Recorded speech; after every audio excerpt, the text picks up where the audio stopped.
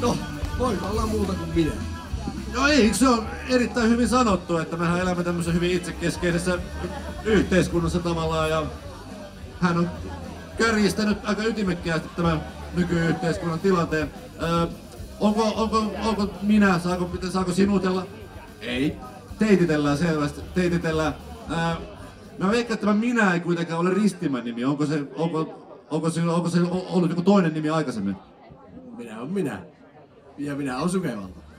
Ja eikä originaalinen sukevalainen. Selvä! Minä on minä. Oikein kiva tutustua minä. Onko minkälaisia, mitä sä teet niinku työksestä tai noin niinku muuten? Koska on mitään tehnyt, kunhan on täällä Sukevalla. Ja sinuakaan tunne. Selvä.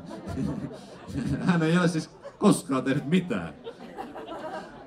No, eihän se, ainahan sitä sanotaan, että nimi ei miestä pahenna. Eikä varmasti tässäkään tapauksessa. Mitenkäs minä, niin mitenkäs te olette nauttinut tästä viikonlopusta, tai miten olette viihtynyt? No eihän minä viihdy, kunhan on.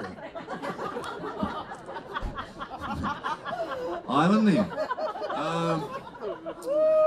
No, annahan olla, niin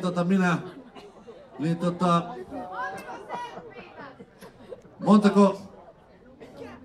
siellä kysellään jo montako selfietä minä olen ottanut tänä viikonloppuna. No, mutta minä,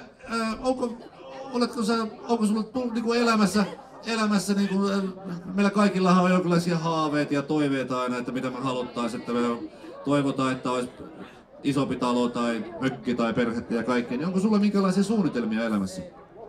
On. Kunhan minä täältä pääsen kotiin. Aplodit.